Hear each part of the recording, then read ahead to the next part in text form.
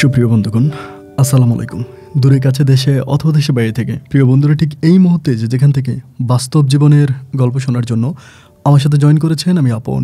আর যে আপন জীবনের গল্পের 740তম পর্বে আপনাকে বরাবরের মতো স্বাগত জানাচ্ছি। বন্ধুরা, আজ আমি আপনাকে শোনাবো বন্দরনগরী চট্টগ্রামের ছেলে মোহাম্মদ নাবিল হোসেনের জীবনের হৃদয়ে কাঁপানো চরম শিক্ষণীয় এক বাস্তব জীবনের গল্প। বন্ধুরা, নাবিল হোসেনের গল্পটা এমন একটা গল্প যারা হাজারটা অপরাধ করেও মুক্ত বাতাসে নিঃশ্বাস নিচ্ছেন, ঘুরে বেড়াচ্ছেন, যারা মনে করছেন যে আপনাদের অপরাধের কোনো বিচার এই দুনিয়াতে হবে না, হয়তো মৃত্যুর পর হতে পারে, এমনটা বিশ্বাস যাদের মনে, তাদেরকে আজকে বলবো যে নাবিল হোসেনের জীবনের এই গল্পটা শোনেন। দেখেন, আল্লাহ ছাড় দেয় কিন্তু ছেড়ে দেয় না। আল্লাহ আপনাকে ভালো হওয়ার জন্য সুযোগ দেয় কিন্তু বারবার খারাপ কাজ করার জন্য আপনাকে বলে না। প্রিয় বন্ধুরা, নাবিল হোসেনের জীবনের গল্পটার মাঝে এমন এক জিনিস, এমন এক নজিরবিহীন ঘটনা ঘটেছে যেটা শুনলে আপনি সত্যি অবাক হয়ে যাবেন। আমি আশা করব আপনার শুরু থেকে শেষ পর্যন্ত চট্টগ্রামের ছেলে নাবিল হোসেনের জীবনের গল্পটা শুনবেন এবং গল্প শেষে নাবিল হোসেনকে ঠিক আপনার মতো করে একটা মন্তব্য কমেন্ট বক্সে লিখবেন। ধন্যবাদ সবাইকে। সুপ্রিয় বন্ধুগণ, আসসালামু আলাইকুম। আমার নাম মোহাম্মদ নাবিল হোসেন। আমার বাড়ি বন্দরনগরী, চট্টগ্রাম। বন্ধুগণ, আমি আমার জীবনের এই গল্পটা শুরু করার শুরুতে আপনাদেরকে আমার পরিবারের ব্যাপারে জানিয়ে রাখি। আমার পরিবারে আমি আছি, আমার বাবা আছে, মা আছে, এছাড়া রয়েছে আমার একেবারে ছোট একটা বোন। চট্টগ্রাম শহরেরই কোনো এক ছোট্ট বস্তি ঘরে আমার জন্ম হয়। আমার পরিবারটা এমন একটা পরিবার যে পরিবারে নুন আনতে পান্তা পোড়াতো। আমার বাবা পেশায় ছিল একজন রিক্সা ড্রাইভার। আমি দেখতাম যেদিন বাবা রিক্সার প্যাডেলে পা দিত ওই দিন আমাদের চুলায় বাতি জ্বলতো, আমাদের ঘরে বাতি জ্বলতো, পেটে খাবার জুটতো। আর যেদিন বাবা রিক্সা নিয়ে বের হতো না, সেদিন আমাদের পরিবারের সবাইকে না খেয়ে থাকতে হতো। ভীষণ দুঃখ, কষ্ট, যন্ত্রণার মাঝে আমার শৈশবের দিনগুলো এভাবে কাটতে থাকে।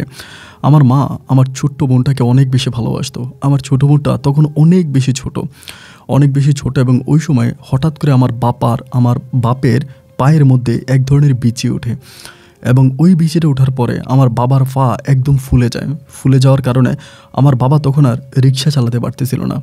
রিক্সা না চালাতে পারার কারণে আমাদের প্রায় 4 মাসের মতো বাসা ভাড়া আটকে যায়। প্রতি মাসে বাসা ভাড়া ছিল মাত্র 800 টাকা। 800 টাকা করে 4 মাসে খুব বেশি টাকা হয় না, কিন্তু ওই টাকাগুলো আটকে যাওয়ার পরে জমিদার তখন আমার মাকে ডিরেক্টলি বলে দেয় যে আপনারা আমার বাসা ছেড়ে দেন, আমাদের বাসায় থাকতে হলে ভাড়া দিতে হবে। কিন্তু ওই মুহূর্তে আমার মায়ের পক্ষে কোনোভাবেই ভাড়া দেওয়া সম্ভব হচ্ছিল না, কারণ বাবার পায়ের অবস্থা এতটাই খারাপ ছিল যে বাবা কোনোভাবেই কোনো কাজই করতে পারতেছিল না। তখন আমরা নিজেরাই না খেয়ে আছি। আমাদের এখানে আমাদের বাসার ওইদিকে একটা কমিউনিটি সেন্টার ছিল, ওইখানে মাঝে মাঝে বিয়ের অনুষ্ঠান হতো।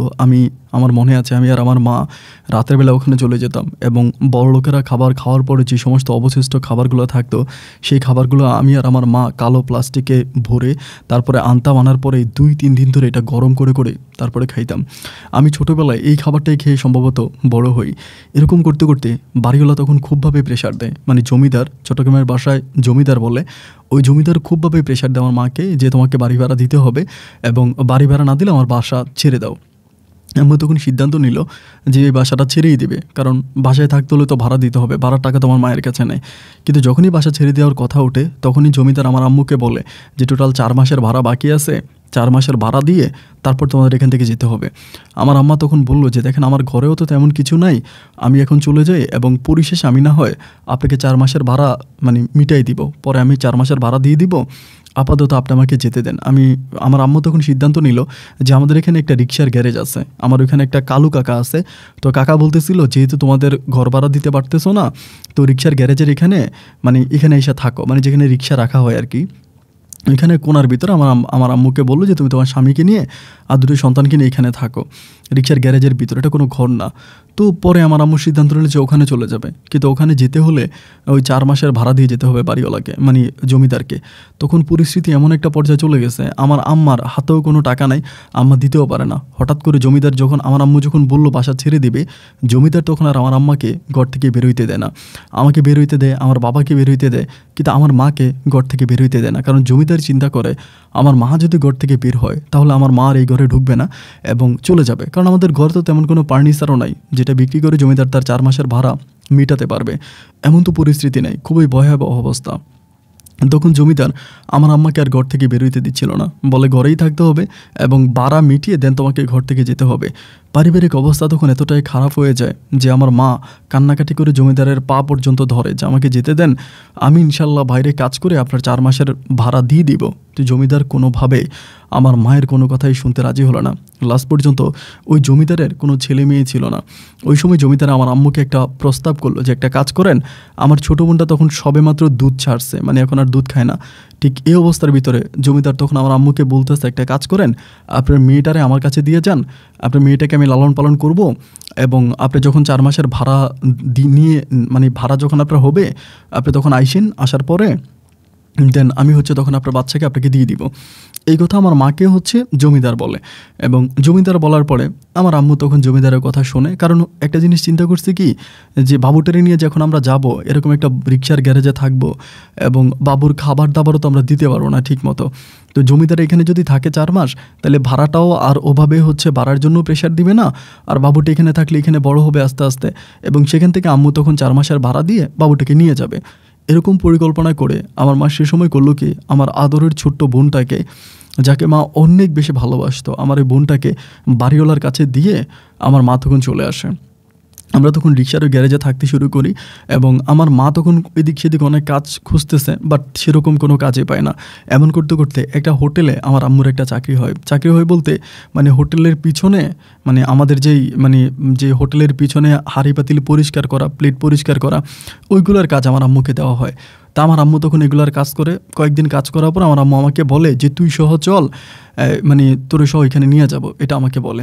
তা আমিও তখন আম্মুর সাথে ওইখানে চলে যাই। বাবা তখন সম্পূর্ণভাবে বাসায় থাকতো, কোনো কাজ টাজ করতো না, কারণ বাবা তখনও খুব অসুস্থ, বাবার পা অনেক ফুলা থাকতো, কোনো কাজে করতে পারতো না। দেন আমি তখন আম্মুর সাথে ওই দোকানে চলে যাই, মানে ওই বস্তির ওই দোকানটাতে। দেন আমি তখন সামনে কাজ করি, আমার মা তখন পিছনে কাজ করে। এরকম করে সময়গুলো কাটতেছিল, অনেকগুলো দিন কেটে যায়, প্রায় 3-4 মাসের মতো কেটে যায়। আমার আম্মা এরই মাঝে আমার বোনকে দেখতে গেলে বাড়িগুলো আমার বোনকে দেখাইতো না, আমাকে বলতো, আমার মাকে বলতো যে তুই টাকা নিয়ে আসলে তোর মেয়েকে দেখাবো, আর তোর মেয়েরা আমি লালন পালন করে বড় করব, আর তুই এইসব কোলে নিয়ে আদর করবি, এটা হতে পারবে না। তুই আমাকে টাকা দিতে হবে, এবং টাকা দেওয়ার পরেই আমি তোর মেয়েকে যেতে দিব, নাহলে আমি তোর মেয়েকে যেতে দিব না। এরকম করে মানে আমার বোনকে তখন ওখানে আটকায় রাখে, আমার মায়ের সাথেও দেখা করতে দেয় না। তো আমার মা অনেক দিন পর্যন্ত গিয়ে ফিরে আসে। তো এরকম 4-5 মাস পরে আমাদের এখানে একটা মাঠ ছিল, ওই মাঠের মধ্যে বাচ্চারা খেলতো আর কি, মানে বস্তির যে মাঠগুলো হয় না, ওরকম একটা মাঠের মধ্যে সবাই খেলতেছে। তো বিকেলবেলা আমিও তখন খেলতেছি। তো খেলতে খেলতে একটা লোক কোত্থেকে জানে আসছে, অনেক প্রাইভেট কার নিয়ে আসছে, মানে দেখে মনে হলো যে অনেক বড় লোক মানুষ আর কি। উনি প্রাইভেট কার নিয়ে আসছে। আমি কিন্তু ছোটোবেলায় দেখতে অনেক সুন্দর ছিলাম, মানে আমার চেহারা টেয়ারা অনেক ভালো ছিল। তো মানে আমার বাবা একদম ফর্সা ছিল, আমি অনেকটাই আমার বাবার মতো হয়েছি। আমার চুলগুলো আমি কালার করতাম আর কি, বস্তি ছেলেদের সাথে থাকতাম তো, ওদের সাথে চুল কালার করতাম। পরে ওই লোকটা আমাকে তখন ডেকে আমাকে বলে তোমার নাম কি? আমি বললাম নাবিল হোসেন। বলো বা তোমার নামটা তো অনেক সুন্দর, তুমি আমার সাথে যাবা, ওরকম করে আমাকে বলতেছে। আমি তখন বললাম যে কোথায় নিয়ে যাবেন? পরে আমাকে বলে তোমাকে আমি নাচ শিখাবো, আমাকে বলতেছে। আমি তখন বললাম যে নাচ শিখাবেন, আমি তো আসলে ওরকম না। পরে বলে তোমাকে নাচ শিখাবো, এবং নাচ শেখানোর পরে তোমাকে অনেক বড় একজন নাট্যশিল্পী বানাবো, মানে নাচ বা বিভিন্ন বিয়ের অনুষ্ঠানে নাচ বা ওরকম করে আমাকে বলে। তো আমি তখন, আমার আসলে ওইগুলোর প্রতি কোনো টার্গেট নাই, বা ওই সময় তো ছোটো মানুষ, এত কিছু বুঝিও না। পরে আমি বলি যে আমার আম্মা এরকম ওইখানে কাজ করে, এখন আপনি যদি ওইখানে গিয়ে আমার আম্মুকে বলেন, তার আম্মু যদি দেয় তাহলে পরে আমি যাবো, নাহলে যাবো না। এমন করেই লোকটাকে বলার পরে তিনি তখন বলে যে ঠিক আছে, আমি তোমার আম্মুর সাথে কথা বলবো, তোমার আম্মু দিলে যাবা তো? আমি বলি হ্যাঁ, আমার আম্মু যদি দেয় তাহলে পরে যাবো। তো লোকটা তখন আমার আম্মুর কাছে আসে, আম্মু তখন পিছনে কাজ করতেছে। আমি তখন গিয়ে আম্মুরে ডাকলাম যে আম্মু, একটা লোক তোমার সাথে কথা বলবে, তুমি একটু বেরিয়ে আসো। আম্মু তখন আসে। আসার পরে ওই ভদ্রলোক তখন আমার আম্মুকে ব্যাপারটা বলে যে আপনার ছেলে দেখতে তো অনেক সুন্দর, এবং তার চেহারাটা আরও খুব বেশি সুন্দর, আমি আপনার ছেলেকে নিয়ে যাব, এবং তাকে আমি নাচ শিখাবো। এরপরে আমরা বিভিন্ন জায়গায় অনুষ্ঠান করি, এবং সেই অনুষ্ঠানগুলোতে আপনার ছেলে নাচবে। এটা আমার আম্মুকে বলা হয়। আম্মু তখন বলো যে আচ্ছা ঠিক আছে, সমস্যা নেই, তাইলে আপনি নিয়ে যান, এটা বলে। কারণ মানে আমাদের অবস্থা তো খুব খারাপ, আমরা তো চলতে পারি না। তো আমি এরকম মানে বস্তুরে চায়ের দোকানে চাকরি করার চেয়েও ওই লোকটা যদি আমাকে নিয়ে কোনো একটা কাজ শিখে, তাহলে তো এটা ভালোই হয়। আম্মু ওই পরিকল্পনা করলো, এবং ওটা চিন্তা ভাবনা করে আম্মু তখন আমাকে দিয়ে দিল। এবং দিয়ে দেওয়ার পরে আমি তখন ওই ভদ্রলোকের সাথে চলে গেলাম, এবং ওনার সাথে গিয়ে তখন আমি ওখানে কাজ করতেছি। মানে উনি আমাকে নিয়ে গেছে, ওদের একটা ড্যান্সের আছে, মানে অডিটোরিয়াম আছে, ওইখানে আমাকে নাচ শিখাইতো, এবং সেখানে ম্যাডাম আছে, স্যার আছে, ওরা আমাকে নাচটা শিখাইতো। আমি তখন নাচ শিখতাম, এবং নাচ শিখতে শিখতে মাত্র 2-3 মাসের ভিতরে আমি মোটামুটি ভালো একটা নাট্যশিল্পী হয়ে যাই। অনেক ভালো একটা নাট্যশিল্পী হয়েছে, মানে নাচতেও পারি আবার স্টেজে নাটকও করি। এমনি আমি মোটামুটি প্রায় 1 বছরের মতো কেটে যায়।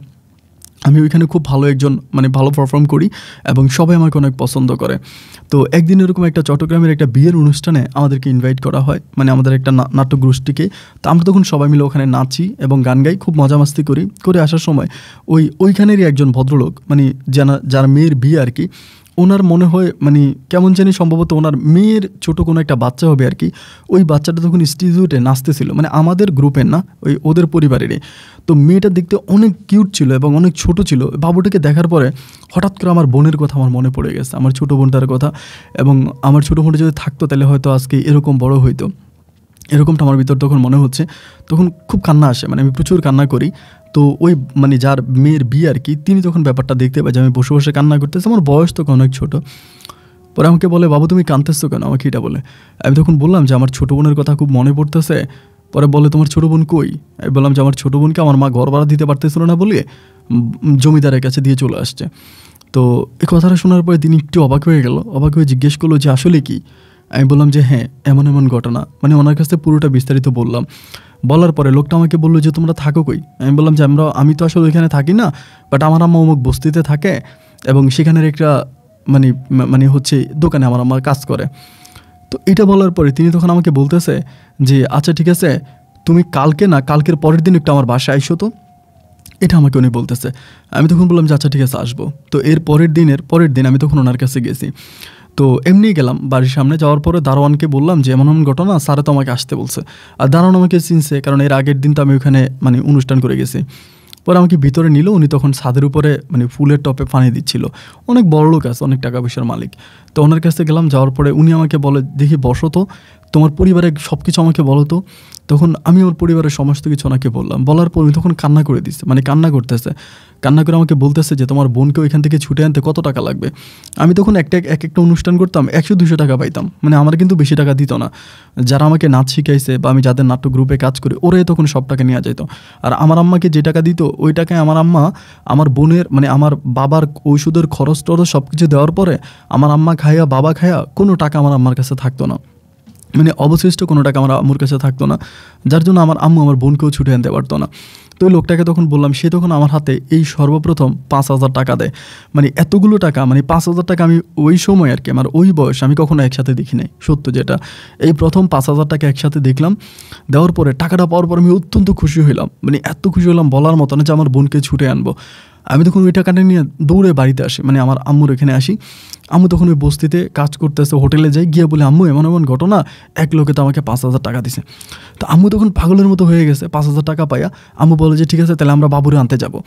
মা তখন বেরোচ্ছিল, তখন ওই মানে দোকানের যিনি মানে মালিক আর কি, ম্যানেজার, সে বলতেছে এখন লাঞ্চের সময় অনেক মানুষ আসবে, এখন অনেক প্লেট বাটি এগুলো অপরিষ্কার হবে, ধুইতে হবে, এখন আম্মুকে যেতে দিবে না।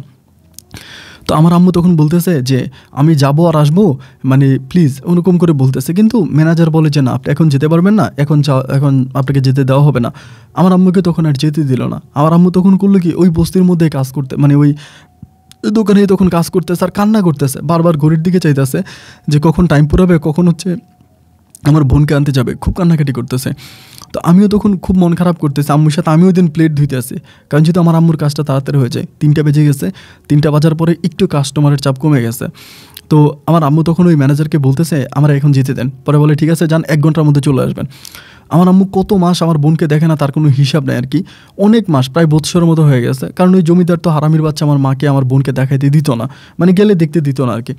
পরে আমার মা গেছে, যাওয়ার পরে দেখলো যে জমিদারের মানে যে জমিদার ছিল বাড়িওয়ালা, সে হচ্ছে বাড়ির সামনে বসে আছে। আমার মা তখন বলতেছে যে বাইরে অনেক কষ্টে পরে টাকা জোগাড় করছি, আমি তো আমার মেয়েটারে দেখি না। আমার কান্না করতেছে আর কি, খুব কান্না করে করে বলতেছে যে খুব কষ্ট করে টাকা জোগাড় করছি, এখন টাকাটা নিয়ে আসছে আমার মেয়েটারে, মানে আমার বাবুটারে আমাকে একটু দেখতে দেন, এটা বলে।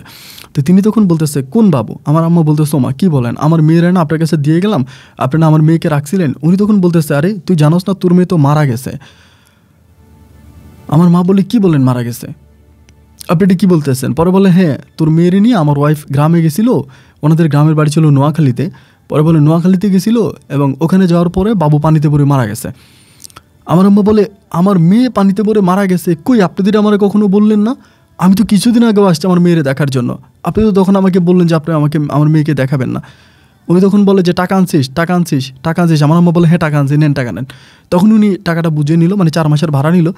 নেওয়ার পরে আমার আম্মাকে বলতেছে যে তুই পরে যদি আমাকে টাকা না দেস, এই ভয়ে আমি বলি না যে তোর বাচ্চা মারা গেছে, কারণ তোর বাচ্চা মারা গেছে এটা বললে তো তুই আমার টাকা দিবি না, তুই তো আমার টাকা দিবি না, এই জন্য আমি বলি নাই। এখন যেহেতু তুই টাকা নিয়ে আসছিস তো তখন তোর সত্য কথাটা বললাম।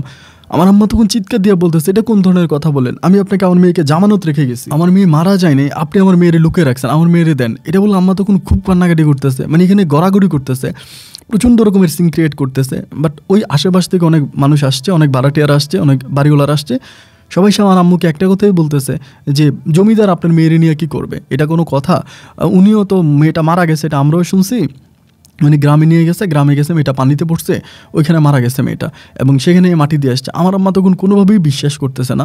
আম্মু তখন মানে বাড়িওয়ালাকে বলে যে ঠিক আছে, মানে আপনি বলেন যে আপনার গ্রামের বাড়ি কোথায়, আমি ওইখানে আমার মেয়ের কবর দেখতে যাব। তো আমার ওই জমিদারে তখন আমার আম্মাকে মারতে শুরু করে যে বেয়াদব তুই আমার বিশ্বাস করস না, আমি তোর সাথে মিথ্যে বলবো, ওরকম করে আম্মুকে খুব মারতেছে। আমি তখন বুঝে গেছি, কারণ বাড়িগুলিও তো ঘরে নাই, তার মানে আমার বোনকে নিয়ে বাড়িগুলি কোথাও চলে গেছে, মানে ওই জমিদারের বউ কোথাও চলে গেছে। আমি তখন বলতেছি, আমিও বলতেছি যে না আমার বোন মরতে পারে না, আমার বোন, এটা কোন ধরনের কথা? আমার আর আমার মারে ওখান থেকে মাইরা ওরা বিদায় করে দিছে।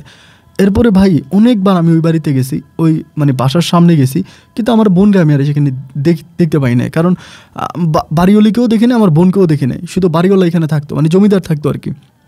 জমিদারের বউরে আমি আর দেখতাম না। পরিশেষে আমি বুঝলাম যে জমিদারের বউ আমার বোনকে নিয়ে কোথাও না কোথাও চলে গেছে, এবং অনেক চেষ্টা করছি তাদের গ্রামের বাড়ির ঠিকানা বের করার জন্য, কিন্তু আমি আর তাদের গ্রামের বাড়ির ঠিকানা বের করতে পারি না।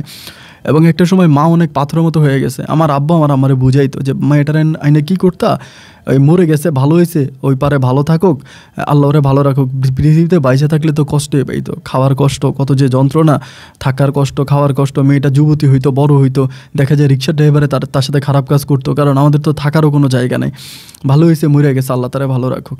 এই কষ্টগুলো যখন মনে হয় ভাই, তখন চোখের পানি ধরে রাখতে পারি না যে আল্লাহ দুনিয়াতে মানুষই যদি সৃষ্টি করবে, তাহলে সেই মানুষের ভাগ্য কেন এতটা খারাপ করে দিল, আর আমাদের অবস্থাটা কেন এতটা খারাপ হলো।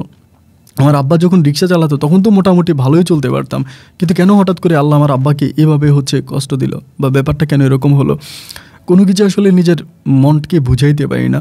তারপরেও এরকম করে সময়গুলো কাটতেছে। আমি তখন বুকে পাথর বেঁধে ওই ড্যান্সের অনুষ্ঠানগুলো আমি তখন করতাম। আমি আর ওই কোনো কিছুর মধ্যে মিশতাম না বা কোনো কিছুতে যাইতাম না, জীবনটা সম্পূর্ণ পরিবর্তন করে ফেলে। এরপরে আমি সেই মানে বিভিন্ন বিয়ের অনুষ্ঠান, যাত্রা, এখানে সেখানে বিভিন্ন জায়গায় যাইতাম, গান গাইতাম, সাথে নৃত্য করতাম, বিভিন্ন মেয়েদের সাথে নাচতাম এবং নিজের খুব যত্ন করতাম। আমি সেই সময় জিম করতাম, মানে ফিটনেস অনেক ঠিক রাখতাম, এবং আমার অনেক স্বপ্ন ছিল যে একদিন আমি অনেক বড় কিছু হব এবং ওই নাট্য গ্রুপে অনেক বড় একজন অবস্থানে চলে যাব, এবং আমি একদিন টিভিতে কাজ করব, ভালো একটা অবস্থানে যাব। এই জিনিসগুলো নিয়ে আমি তখন স্বপ্ন দেখতাম, এবং সেই স্বপ্নের নিরিখে আমি তখন কাজ করতেছি এখানে। তো আব্বু আম্মুকে মাঝে মাঝে টাকা দিই, ওই সময় আমি মোটামুটি একটু ভালো টাকাই পাইতাম। পরে আমার আব্বা আর আম্মাকে মানে আমি একটা মানে বাসাও ভাড়া করে দিই, কারণ দেখেন স্বামী স্ত্রী একটা রুমে থাকে, একটা মানে রিক্সার গ্যারেজের কোনার ভিতরে থাকে, তো তাদেরও তো বিভিন্ন মানে কাপড় চোপড় পরা টরা নিতে শুরু করে, আমার আম্মুর অনেক সমস্যা হইতো। তখন আমি মোটামুটি একটু ভালো টাকা পাইতাম। আমি তখন মানে ভালো বড় হয়ে গেছি, এবং আমি তখন খুব ভালো নাচতে পারতাম আর কি। এই জন্য বড় বড় বিয়ের অনুষ্ঠানগুলোতে আমি তখন অনারেবল হতাম। তো যাই হোক, সেই জায়গা থেকে আমি তখন ভালো টাকায় পাইতাম। আম্মু আর আব্বুরা একটা বাসা ভাড়া করে দেই, তখন তারা একটা বাসার মধ্যে থাকতেছিল, আমি ভালো টাকা ইনকাম করতেছি। এরকম করে সময়গুলো কাটতে কাটতে আমি একদিন একটা বিয়ের অনুষ্ঠানে যাই। তো সেই বিয়ের অনুষ্ঠানটা অনেক বড় লোকের ছিল, অনেক বড় লোকের বিয়ের অনুষ্ঠান। তো ওইখানে আমি দুইটা নৃত্য করি, মানে দুইটা গানের সাথে নৃত্য করি। নৃত্য করার পরে আমি তখন আমাদের যেই মানে ওইখানে গিয়ে বসি আর কি, আমাদের শিল্পীরা যেখানে বসছে ওইখানে বসার পরে মধ্যবয়স্ক একজন মহিলা, আমার বয়স তখন অত বেশি না, প্রায় 17 থেকে 18 এরকমই হবে, খুব বেশি হয় নাই। মধ্যবয়স্ক একটা মহিলা, ইরা আক্তার ছিল ওনার নাম। ইনি তখন আমাকে ডাক দিল যে নাবিল, যেহেতু আমি নাচার সময় আমাকে যিনি উপস্থাপক ছিল তিনি বলছে যে এই মুহূর্তে ড্যান্স করবে নাবিল, তো আমার নাম তো উনি শুনছে। তো সে জায়গা থেকে উনি তখন আমাকে বলতেছে যে নাবিল একটু এদিকে আসো, এরকম করে বলে। তো এই মহিলাটা দেখতে অনেক সুন্দর ছিল, শাড়ি পরেছিল এবং যথেষ্ট পরিমাণের মায়াবী চেহারা ছিল, গুলুগুলু টাইপের মুখটা ছিল, অনেক ফুলাটুলা ছিল, সব দিক থেকে অনেক ভালোই ছিল, ফর্সা ছিল অনেক।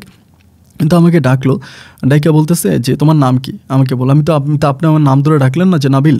পরে বলেন না, অনেক সময় দেখা যায় যে অনেকেই তো ধরো মানে যারা এরকম প্যাকেজ অনুষ্ঠান করে তারা নিজেদের একটা গোপন নাম থাকে যেটা প্রচার করে না, আর অন্য একটা নামে পরিচিতি হয়। আমি তখন বললাম যে না, আমার ওরকম কোনো গোপন টোপন নাম নাই, আমার নাম নাবিল হোসেন। পরে বলে আচ্ছা, তুমি তো দেখতে অনেক সুন্দর। ওই সময় আমি একটা বাটনওয়ালা মোবাইল ফোন চালাইতাম, কিন্তু একটা ফোন ছিল আমার কাছে।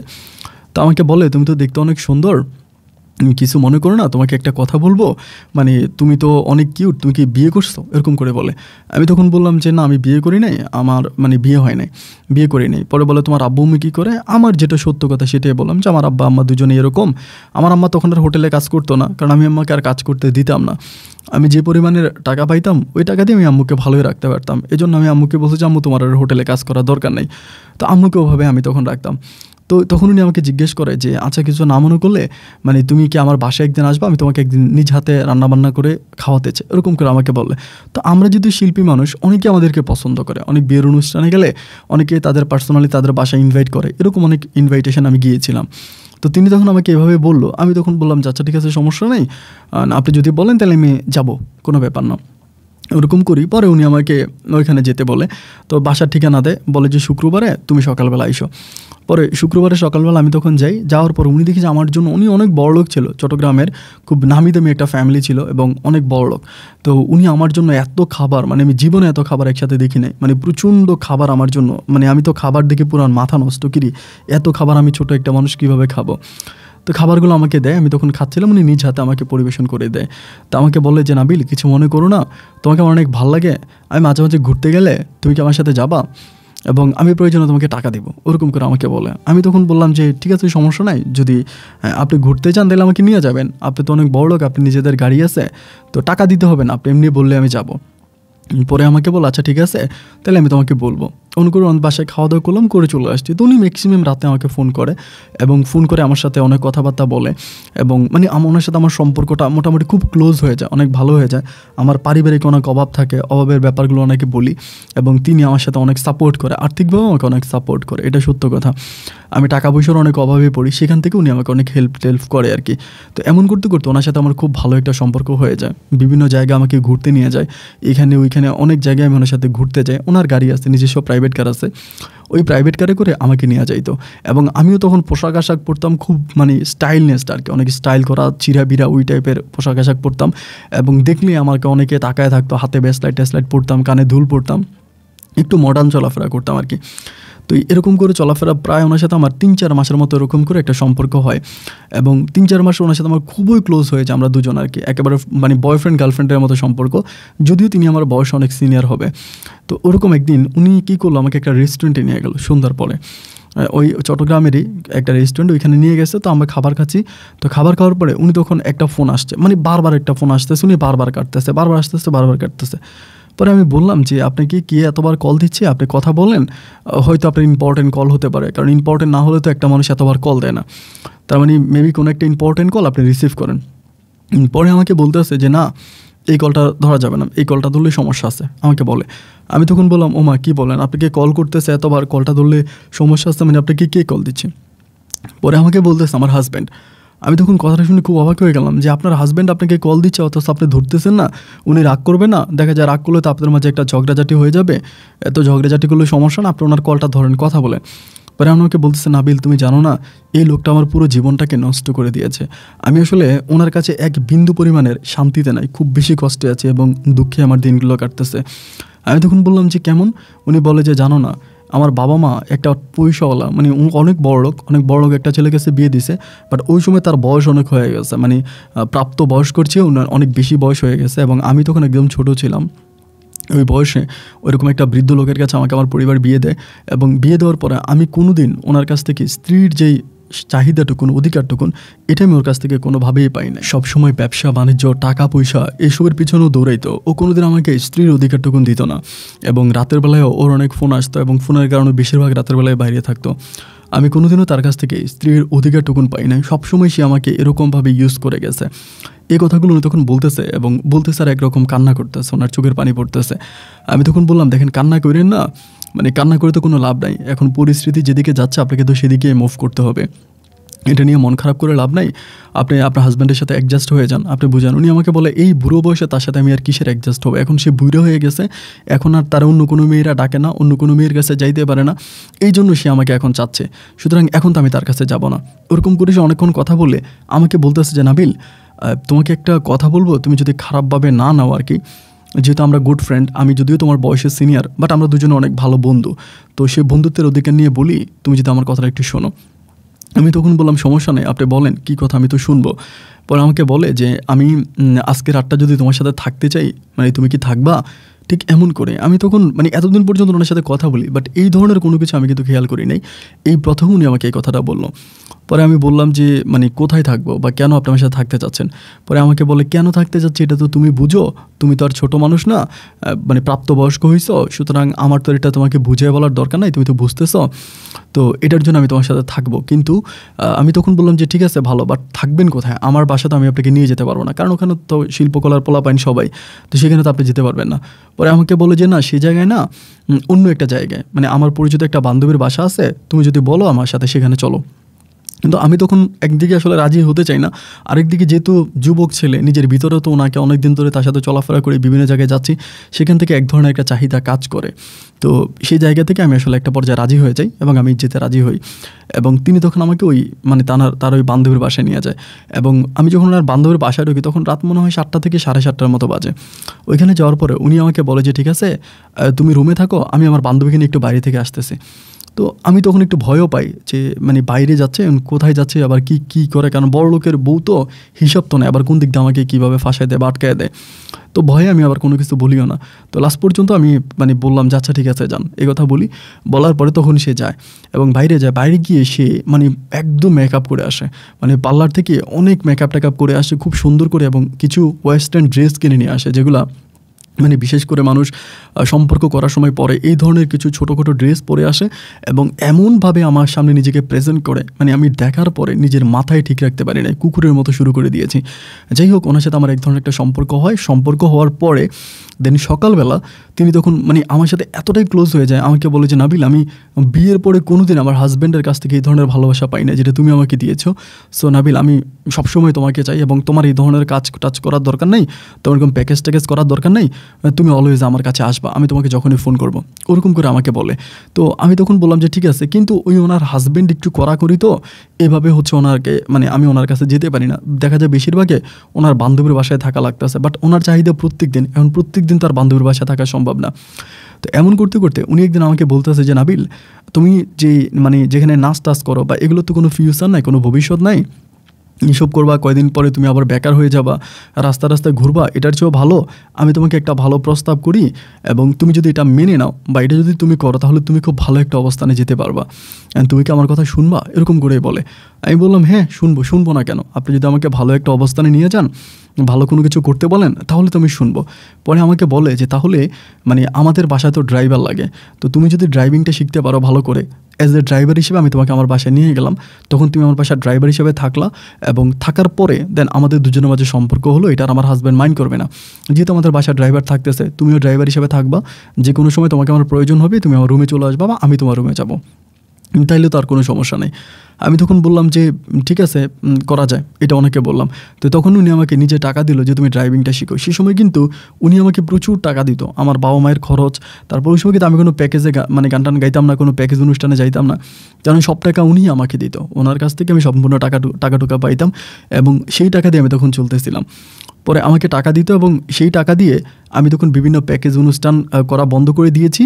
তো ওই টাকা দিয়ে আমি তখন ড্রাইভিং শিখতেছি, খুব ভালোভাবে ড্রাইভিং শিখতেছি, ড্রাইভিং স্কুলে যাচ্ছি, প্রতিটা মুহূর্তে ড্রাইভিং শিখতেছি।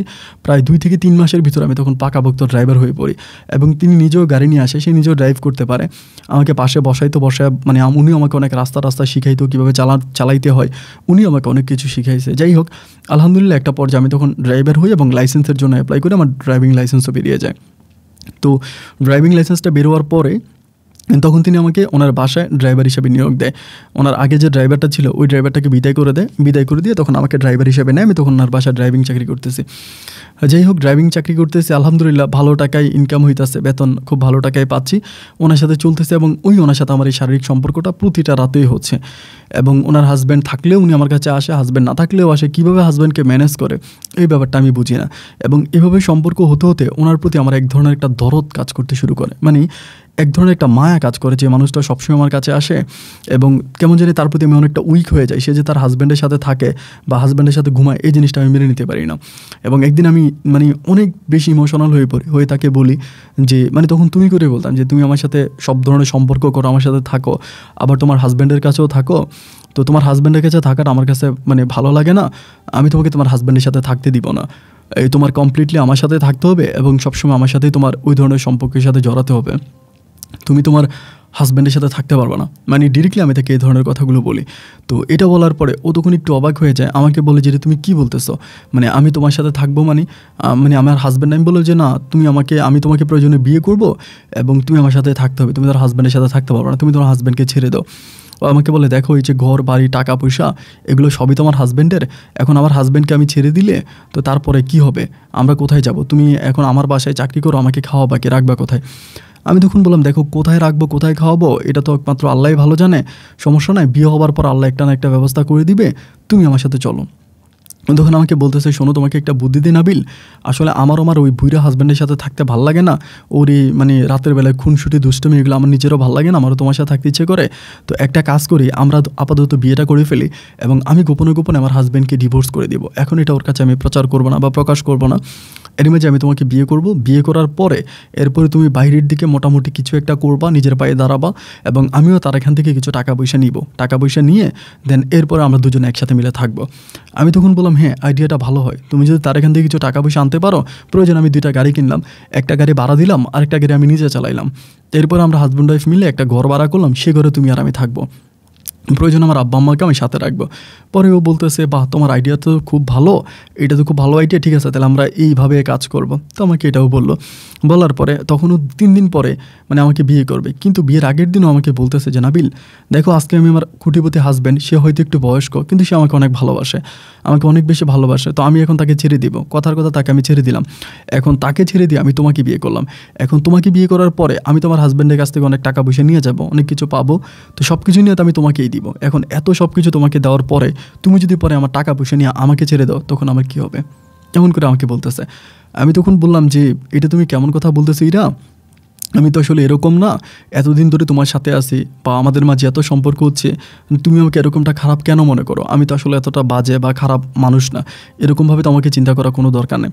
ও তখন আমাকে বলে যে আসলে মানুষ তো এক চেঞ্জ হতে সময় লাগে না, এখন তুমি আমার সাথে হয়তো অনেক ভালো, অনেক সব কিছুই ঠিক আছে, সব কিছু পারফেক্ট, বাট 2 দিন পরে যে তুমি চেঞ্জ হয়ে যাবা না, এটার কী গ্যারান্টি আমি দিতে পারবো, হয়তো তুমি 2 দিন পরে চেঞ্জ হয়ে যাবা, এবং তুমি যদি একবার চেঞ্জ হয়ে যাও তাহলে আমার কী হবে, তুমি আমাকে নিয়ে কী চিন্তা করলা, ওরকম করে বলতেছে।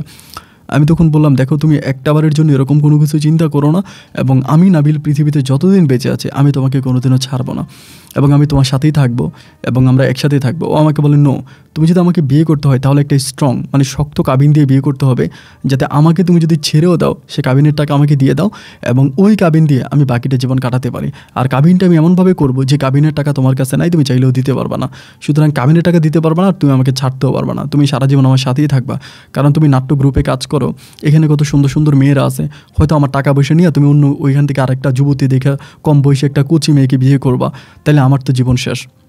আমি তখন তারা প্রচণ্ড ভালোবাসি, কিন্তু মানে ইরার তখন আমি এত ভালোবাসি যেটা আমি ভাষায় বুঝাইতে পারবো না। আমি তখন বললাম যে ঠিক আছে সমস্যা নাই, তুমি আমাকে বলো যে তুমি আসলে কত টাকা কাবিন চাও, এবং তুমি যত টাকা কাবিন চাও আমি তোমাকে তত টাকা কাবিন নিয়ে বিয়ে করবো। ও আমাকে বলে তাহলে তোমাকে 50 লাখ টাকা কাবিন দিতে হবে। তো আমি তখন বললাম যে একটা মানুষকে কি 50 লাখ টাকা কাবিনে বিয়ে করা যায়? ও আমাকে বলে হ্যাঁ সমস্যা কি, তোমার পক্ষে আমাকে 50 লাখ টাকা দিতেও পারবা না, সো তুমি আমাকে ছাড়তেও পারবা না, তুমি আমার সাথে সারা জীবন থাকবে, এই জন্য আমাকে কাবিন 50 লাখে দিতে হবে। এমন করেও আমাকে একরকম একটা প্রেশার ক্রিয়েট করে। আমি তখন বললাম যে আচ্ছা ঠিক আছে, তুমি আমার সাথে এরকম করে ঝগড়াও করার দরকার নাই, এত রাগ অভিমানও করার দরকার নাই, ওই ঠিক আছে আমি তোমাকে ওই যেটা বলছো 50 লাখ টাকায় কাবিন দেবো, কিন্তু 50 লাখ টাকা কাবিন দেওয়ার জন্য সরকারি খাতায় যে টাকা দিতে হবে মানে যেটা ব্যাট দিতে হবে ওই টাকাও তো আমার কাছে নাই। ও তখন আমাকে বলে সমস্যা নাই, সেই টাকা আমি ম্যানেজ করব এবং সরকারি ব্যাটও আমি আমার নিচ থেকেই দিব, বাট তুমি বিয়ের জন্য প্রস্তুতি নাও। পরে আমি বিয়ের জন্য প্রস্তুতি নিই, এরই মাঝে সে তার হাজব্যান্ডকে নাকি ছেড়ে দেয়, সেই কাগজও আমাকে দেখায়, ডিভোর্স করে দিয়েছে সেই পেপারসও আমাকে দেখায়, আমাকে তখনও বিয়ে করবে। পরে ওর কিছু পরিচিত লোকজন আছে এবং আমার কিছু বন্ধুবান্ধব আছে যারা নৃত্য আমার সাথে নৃত্য করতো, ওদেরকে নিয়ে পরে আমি তাকে 50 লক্ষ টাকা কাবিনে একটা কাজী অফিসে বিয়ে করি। তখন আমার বয়স প্রায় 21-এর কাছাকাছি, ওই সময় আমি তাকে বিয়ে করি। এবং বিয়ে করার পরে তখনও আমাকে বলতেছে একটা কাজ করো, তুমি এখন এটা ওরে কিছু বুঝতে দিও না, তুমি তোমার মতো করে থাকো, আমি আমার মতো করে থাকি, এরপরে আমরা পরিবেশ পরিস্থিতি সব কিছু বুঝে তারপরে আমরা একটা সিদ্ধান্তে যাব, ওরকম করে আমাকে বলে। আমি তখন বললাম যে আচ্ছা ঠিক আছে ফাইন। এরকম করে তার সাথে আমার কথাবার্তা হইতো, আমি তার কাছে যাইতাম এমনি সামনে, মোটামুটি সেই তখন তার হাজব্যান্ডের সাথে থাকতেছে, আমার সাথেও থাকতেছে, মানে 2টা জায়গায় সে কন্টিনিউ করতেছে। তো তখন আমার কাছে ব্যাপারটা খুব খারাপ লাগে, কারণ বিয়ে তো করে ফেলছে, এখন সে আমার বিবাহিতা বউ, এখন আমার বউ থাকবে আমার সাথে, সে কেন তার হাজব্যান্ডের সাথে থাকবে না, আমি এটা তো মেনে নিতে পারতেছিলাম না। তখন এভাবে 1 দিন 2 দিন 3 দিন 4 দিন হতে হতে আমার ভিতরে একটা সময় খুব খারাপ লাগা কাজ করতে শুরু করে। আমি একদিন তার উপরে খুব রেগে যাই যে ইরা না, এটা কোনোভাবেই হতে পারে না, যেহেতু আমি তোমাকে বিয়ে করছি, তুমি আমার বউ, সো তুমি চাইলেও তোমার হাজব্যান্ডের সাথে থাকতে পারবে না, আমি তোমাকে তোমার হাজব্যান্ডের সাথে থাকতে দিব না, এবং এটা আমি কোনোভাবেই মেনে নিব না, তা হতেই পারে না। ও তখন আমাকে বলতেছে, এটা তুমি কেমন কথা বলতেছো, আমি আমার হাজব্যান্ডের সাথে থাকবো না, ওকে তো আমি ছেড়ে দিয়েছি, ঠিক আছে তুমি আগে নিজে কিছু একটা করো। তা আমি বললাম যে আমি কী করবো, তুমি তো বললে যে তোমার হাজব্যান্ডের কাছ থেকে তুমি টাকা পয়সা নিবা এবং সেই টাকা আমাকে দিবা, আমি তখন গাড়ি কিনবো, আমি তো অলরেডি গাড়ি দেখে রাখছি, এখন তুমি আমাকে টাকাটা দিলে আমি গাড়িটা কিনবো এবং গাড়িটা কিনেই আমরা দুজনে একসাথে থাকবো, সো তুমি এটা এরকমটা কেন করতেছো, আমাকে টাকাটা দিলে তো আমি গাড়িটা কিনতে পারি, তুমি এখান থেকে চলে যেতে পারো। ও তখন আমাকে বলে, আমি টাকা নিতেছি, টাকা তো আর বললেই হয় না, একটু সময়ের ব্যাপার স্যাপার আছে, ওরকম করে নিতে হবে। তো ভাই এরকম করে আরও 1 মাসের মতো কেটে যায়, বাট একটা পর্যায়ে আমি খুব রেগে যাই, মানে প্রচণ্ড রকমের রেগে যাই। রেগে গিয়ে আমি তারে বললাম যে এটা হতে পারে না, আমি এটা আমি করতে পারবো না। পরে ভাই ও আমাকে একটা প্রস্তাব করে, ও আমাকে বলে যে দেখো নাবিল, আমি তো আমার হাজব্যান্ডের কাছ থেকে টাকা নিব পরিকল্পনা করছিলাম, এখনও তো আমাকে টাকা দিবে না, এবং আমি খুব প্ল্যানিং করতেছি তার কাছ থেকে টাকা নেওয়ার জন্য, এখন সে আমাকে টাকাও দিচ্ছে না। তোমাকে একটা কথা বলবো, তুমি কি মানে একটা কথা খুব খারাপভাবে নিও না, মানে আমরা তো হাজব্যান্ড ওয়াইফ ঠিক আছে, বাট ফ্রেন্ডলি একটা কথা বলি, মানে তুমি যদি এই কাজটা করো তাহলে আমরা মোটামুটি অনেকগুলো টাকা পাই, এটা আমাকে বলে। তো আমি তখন বললাম যে কী এমন কাজ, তোমার জন্য তো আমি সব কাজই করতে পারি, আমার তো কোনো কাজ করার জন্য কোনো আপত্তি নেই, তুমি যে ধরনের কাজ করতে বলবা আমি সে ধরনের কাজই করব, কী করতে হবে বলো। ও আমাকে বলে, আমার একটা বন্ধু আছে, ও অনেক টাকা পয়সার মালিক, মানে ওর মেয়েদের প্রতি কোনো আকর্ষণ নাই, ও কোনো মানে বিয়ে করছে, বাট তার ওয়াইফের প্রতি তার কোনো ফিলিংস নাই, কোনো অনুভূতি নেই, বাট ও ছেলেদের অনেক পছন্দ করে, যেটাকে সমকামিতা বা লেসবিয়ার যাদেরকে বলে, এই টাইপের। এবং তুমি যদি তার কাছে যাও, মানে মাঝে মাঝে যদি তার সাথে থাকো, তাহলে তুমি অনেক টাকা পাবা, এবং সেই টাকা দিয়ে আমরা দুজনে কিছু একটা করতে পারবো, ওরকম করেও আমাকে ডিরেক্টলি এই ধরনের নোংরা কথাটা বললাম। এটা শোনার পরে আমি তখন বললাম যে এটা তুমি কী কথা বলতেছো, আস্তাগফিরুল্লাহ, আমি তোমার স্বামী, তুমি আমাকে এটা। ও বলে যে দেখো তোমার মতো ছেলেদেরকে ও অনেক পছন্দ করে, মানে একটা মেয়ে একটা ছেলে যদি ওর কাছে যায় মাসে মানে প্রতি রাতে তোমাকে 10-20 হাজার টাকা করে দিবে, তো আমি তখন বললাম যে না, এটা তো হতেই পারে না, এবং এরকম করে তার সাথে আমি এই ব্যাপারটা নিয়ে তার সাথে আমার একটু দ্বন্দ্ব লাগার পরে আমার ভিতরে তখন একটা অন্য কিছু কাজ করতেছে। আমি একদিন তারে বললাম যে দেখো আমি তোমাকে ডিরেক্টলি বলতেছি, তুমি কি আমার সাথে এই ধরনের করবা, নাইলে আমি কিন্তু তোমার বাসা থেকে চলে যাব, তোমার বাসায় থাকবো না, তুমি যদি আমার সাথে যাও তাইলে চলো, আর নাইলে আমি তোমার বাসা থেকে চলে যাবো। এই কথা বলার পরে তখনই তার হাজব্যান্ড হচ্ছে কোন দেশে জানি যাবে, মানে কোন একটা দেশে যাবে, ও আমাকে বলে আমার হাজব্যান্ড এক দেশে যাবে এবং সেই দেশে ও গিয়ে থাকবে, তো সমস্যা নাই, আমি হচ্ছে ও গেলে তারপর আমি সব কিছু ঠিক করবো, এটা আমাকে বলে। তো তার হাজব্যান্ড কোন দেশে জানি চলে যাওয়ার পরে একদিন সন্ধ্যা রাতে ও কী করে, ওর ওই বন্ধুটাকে, যে বন্ধুকে ও এই চিন্তা, ওই বন্ধুকে নিয়ে আসে ওর বাসায় আসার পর ওর বন্ধু আমাকে দেখার পরে ওর বন্ধুকে ইশারা দেয়, মানে ওদের ভিতরে এমন কিছু কথাবার্তা হয় যেগুলো আমি বুঝতে পারি যে এগুলো আমাকে ইঙ্গিত করে হচ্ছে। পরে নাবিল আমার সাথে ঘুমাবে, আমার সাথে ঘুমাইছে রাতের বেলায়, ঘুমানোর পরে ওই বন্ধু তখন আসছে, মানে দরজা ধাক্কাইতে আসছে, আমি কী রে দরজা ধাক্কাচ্ছে, আমি দরজা খুললাম, মানে ইরা আমার সাথে আসছে। আসার পরে তো দরজা ধাক্কাইতে আসতে পর আমি দরজা খুললাম, খোলার পরে ওর বন্ধুটা ভিতরে ঢুকার পরে মানে আমার সাথে এরকম মানে ইরার সামনে ডিরেক্টলি বলতেছে। তখন ইরাও হাসতেছে। আমি তখন ইরাকে বললাম, চিরে এটা কোন ধরনের কথা, তুমি গেলে কী বলতেছো, তুমি কি আমাকে এই জন্য বিয়ে করছো? পরে আমাকে বলে, দেখো টাকা পয়সার তো প্রয়োজন আছে, আমার হাজব্যান্ড তো আর আমাকে টাকা দিবে না। আমি বললাম, তোমাদের গাড়ি আছে, এই গাড়িটা বিক্রি করলেও তো অনেক টাকা পেয়ে যায়, এগুলো কেন করতে হবে? মানে সেদিন আমি এক অন্যরকম ইরাকে আমার সামনে দেখতে পাই, এবং সে ওই দিন আমার গায়ে পর্যন্ত হাত তোলে। এতদিন কোনোদিন আমার গায়ে হাত তোলে নাই, এবং আমার গায়ে পর্যন্ত হাত তোলে, এবং হাত তুলে আমাকে বলে যে যদি বাঁচতে চাস, ডিরেক্টলি আমাকে এভাবে বলে, যদি বাঁচতে চাস তাহলে আমার বন্ধুর সাথে তুই শুইতে হবে, আর যদি না হয় তাহলে তুই আমার 50 লাখ টাকা দিয়া আমার কাবিনের টাকা দিয়ে তুই এখান থেকে যেতে হবে। আমি তখন বললাম যে এটা কোন ধরনের কথা? আমাকে বলে, আমি এখন পুলিশ এনে ধরাই দিব, পুলিশ ফোন করব, পুলিশে ধরাই দিব। আমি মানে ওর কথা শুনে জাস্ট অবাক হয়ে যায়, যেটা আমাকে কী বলতেছে। মানে একটা মেয়ের সাথে যে ধরনের কাজগুলো হওয়ার কথা, একটা ছেলে হয়ে আমাকে এই ধরনের কাজগুলো সে রাতে করতে হয়। এবং আমি সকালবেলা খুব কান্না করি, ওর বন্ধু এটা চলে যায়, এবং মানে ওর এরপর থেকে আমাকে রাত মানে আর ঘর থেকে বেরোতে দেয় না, বাসা থেকে বেরোতে দেয় না, এবং ও আমাকে এই ধরনের কাজের জন্য প্রেশার করে যে এই ধরনের কাজ তোমাকে করতে হবে। আমি ঘর থেকে বেরোলে ওর শক্তির সাথে আমি পেরে উঠি না, কারণ আমি তো অনেক হ্যাংলা ছিলাম, অনেক বেশি হ্যাংলা, বাট অনেক লম্বা ছিলাম, বাট প্রচুর চিকনা ছিলাম। তো আমাকে ধরেও মানে আমার মানে ঘুষি টুসি দিয়ে ফেলে, এবং একটা পর্যায়ে আমাকে বেঁধে রাখে, মানে আমার পায়ের মধ্যে ওরকম একটা পাগলকে যেরকম শিকল দিয়ে ঘরে বেঁধে রাখে, ওরকম পাগলের মতো করে আমাকে শিকল দিয়ে বেঁধে রাখে, এবং ওর যা ইচ্ছা তা আমার সাথে করে, এবং বিভিন্ন দিনেও বিভিন্ন পুরুষ মানুষ নিয়ে আসে, এবং ওর মতো করে বিভিন্ন পুরুষ মানুষ নিয়ে আসে এবং এই ধরনের কাজগুলো আমার সাথে ও করায়। আমি কোনোভাবেই এটা থেকে রেহাই পাইতেছি না এবং আমি পরিশেষে সম্পূর্ণভাবে বুঝে যাই যে আমাকে বিয়ে করার সবচেয়ে বড় টার্গেট হচ্ছে এটাই, যে আমাকে দিয়ে এই ধরনের কাজগুলো করাবে। তার হাজব্যান্ডকে সে ছাড়েও নাই এবং হাজব্যান্ডকে যে ছেড়ে দিয়েছে এটাও সম্পূর্ণ তার ভুয়া ছিল। আমাকে যে বিয়ে করছে এটা ট্রু, কিন্তু আমাকে বলে যে আমি থানাতে যাব এবং আমাকে তোমার কাবিনের টাকা দিতে হবে যদি মানে আমার সাথে তুমি যদি আমাকে ছেড়ে যাও, এরকম করে আমাকে হুমকি দেয়, ঘরের বাইরেও আমাকে যেতে দেয় না। এবং তখনই তার ওই রুমের ভিতরে আরও 2-4 জন হচ্ছে লোক আসতো এবং প্রতিটা রাত ওই লোকের কাছে আমি বিভিন্নভাবে নির্যাতিত হতাম, শারীরিকভাবে, মানসিকভাবে, সব দিক থেকে। এবং আমার সামনে এরা এমন কিছু কাজ করতো যেগুলো আমি এখানে বলে বোঝাতে পারবো না, আমার পক্ষে সব কিছু খুলে বলা সম্ভব না। এই ধরনের কাজগুলো আমার সাথে করতো এবং এক পর্যায়ে আমাকে ঘরের মধ্যে আটকে ফেলতেছে। আর ওর হাজব্যান্ড যে কই গেছে, প্রায় 5-6 মাসের মতো হয়ে গেছে ওর হাজব্যান্ড আর আসে না। ওর হাজব্যান্ড কোথায় গেছে এগুলো আমি জানি না, আদৌ ওই লোক ওর হাজব্যান্ড ছিল কি না সেটাও আমি বিশ্বাস করি না। সব কিছু মিলে আমার অবস্থা তখন খুব নাজেহাল হয়ে যায়, আমি অনেক অংশে অসুস্থ হয়ে পড়ি। মানে অসুস্থ মানে আমার কিডনিতে সমস্যা দেখা দেয়, কিডনিতে সমস্যা দেখা দেয়, আমি নিজের মতো করে খাওয়া দাওয়া করতে পারি না এবং প্রায় 6 মাসের মতো আমাকে ঘরের ভিতরে আটকায় রাখে। 6 মাস আমাকে ঘরের বাইরে যাইতে দেয় না। ওর বন্ধু বান্ধবী অনেকেই আসে এবং বিভিন্নভাবে আমাকে জাস্ট ইউজ করতেছে, ব্যবহার করতেছে, এগুলোই আমার সাথে করতেছে। পরিশেষে 6 মাস পরে আমার অবস্থা এতটাই খারাপ হয়ে যায় যে আমার হচ্ছে আমার বাথরুমে গেলে আমার প্রচুর পরিমাণ ব্লাড বেরোইতো এবং এত পরিমাণে রক্ত যেত, আমি পুরো রক্ত শূন্যতায় আমি ভুগতে থাকি। আমার হাড্ডিগুলোকে কাউন্ট করা যাবে, আমি আর আব্বুর সাথেও যোগাযোগ করতে পারি না 6 মাস।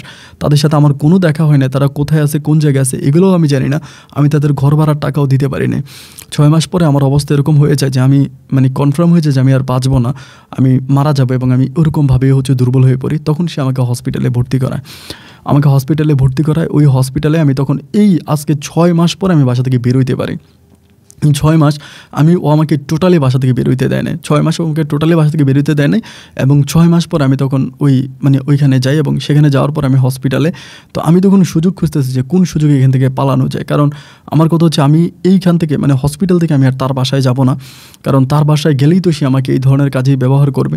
তো সেখানে সে কিন্তু অনেক টাকা টুকা দিয়েছে হসপিটালে, আমার চিকিৎসার জন্য অনেক টাকা লাগছে, প্রায় লাখ টাকার উপরে লাগছে। ওই সমস্ত টাকা টুকা দিয়েছে। যেদিন আমার রিলিজ হবে তার আগের দিন রাতের বেলায় আমি তখন হসপিটাল থেকে পালাই এবং পালানোর পরে আমি আমার বাবা মায়ের কাছে যাই এবং বাবা মায়ের কাছে গিয়ে জানতে পারি যে আমার মা তখন হচ্ছে মোটামুটি ভালোই কাজ করতো। আবার নতুন করে আমি যখন যোগাযোগ করি নাই, আমার কোনো যোগাযোগ পাই নাই, তখন আমার মা হচ্ছে আবারও হোটেলে চাকরি শুরু করে এবং ওই হোটেলে চাকরিতে আম্মু তখন ঘর ভাড়াটা দিতে পারতো। আব্বু তখন একটু সুস্থ হয়েছে, আব্বু তখন পান বিড়ি সিগারেট বিক্রি করতো মানে আমাদের ওই বাসার সামনেই। কারণ আমার আম্মুর কিছু টাকা ছিল, আমার টাকা ছিল কিছু আম্মুর কাছে, ওই টাকাগুলোকে পুঁজি করে আম্মু আব্বুকে একটা ব্যবসা ধরাই দেয়। তো এখানে তাদের সাথে আমার দেখা হয়, কিন্তু আমি এখানে তখন 2-3 দিন ধরে থাকি, বাট আমি খুঁজতেছি, এরা আমারে খুঁজতেছে, বিভিন্ন লোক দিয়ে এখানে ওইখানে বিভিন্নভাবে আমাকে খুঁজতেছে। তো এরকম নিউজ আমার কাছে আসে এবং আমার বাড়িতেও, আমার বাসায়ও আমাকে খুঁজতে আসে, আমার আম্মুকে বলে যে আমি আসছি কিনা। এবং একটা পর্যায়ে সে আমার নামে একটা মামলাও দায়ের করে দেয়। আমি যেহেতু তাদের স্বামী ছিলাম, একটা মামলা করে খুব কঠিনভাবে, এবং সেই মামলা সূত্র ধরে অলওয়েজই পুলিশ আমাকে খোঁজার জন্য আমার বাড়িতে আসে, বিভিন্নভাবে আমাকে তখন মানে টর্চার করতেছে। আমি ওইখানে চিটংয়ে থাকার কোনো অবস্থা নাই। 1.5 মাস পর্যন্ত চিটংয়ে থাকি। 1.5 মাস পরে লাস্টে আমি ওখান থেকে পালাইয়া ঢাকাতে চলে যাই। ঢাকাতে আমার একটা পরিচিত বন্ধু ছিল, ওর ওখানে যাই এবং ওর ওখানে যাওয়ার পরে ওর সাথে আমি তো ওইসব ব্যাপারে আর কোনো কিছুই বলি না, কারণ কি আমার জীবনে বিগত 6 মাস হয়ে গেছে এই ব্যাপার আমি কারো কাছে বলতেও চাই না এবং এটা লজ্জার ব্যাপার বলে তো মানে ভুলতেও পারবো না। তো ঢাকায় চলে যাই। ওইখানে যাওয়ার পরে তখন আমার বন্ধু, ও একটা গার্মেন্টসে চাকরি করতো। তো আমাকে তখন ও বলে যে আমি তো গার্মেন্টসে চাকরি করি, তুই কি গার্মেন্টসে চাকরি করতে পারবি? তুই তো এরকম নাচ টাচ করতে, শিল্পী মানুষ ছিলি। ও আগে এরকমই করতো, মানে নৃত্যশিল্পী ছিল। তো পরে ও বিয়ে শাদী করে ওইগুলো ছেড়ে দিয়ে ও গার্মেন্টসে চাকরি করে। ও গার্মেন্টসে চাকরি করে এবং ওর বউ গার্মেন্টসে চাকরি করে। তারা দুজন অনেক ভালো অবস্থান আছে বা ঢাকাতে।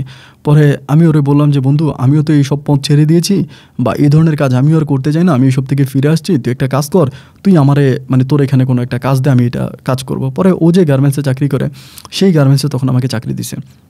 আমি তখন সেই গার্মেন্টসে চাকরি করতেছি, কিন্তু মেয়েদের প্রতি আমার এমন একটা ঘৃণা তখন কাজ করে যে আমি কোনো মেয়েকেই ছাড়বো না। মানে আমার মেয়েদের প্রতি প্রচুর ঘৃণা, যে আমি মেয়ে জাতিটাকেই দেখতে পারি না। তো তারপরেও গার্মেন্টসে অনেক মেয়ে আছে, অনেক মেয়ের সাথে আমি অ্যাডজাস্ট হয়ে ওইখানে কাজ করতেছি, এরকম কাজবাজ করতেছি করে। তো সেখানে হঠাৎ করে নুসরাত নামের একটা মেয়ে, ওই মেয়েটার বাড়ি ছিল বরিশালে।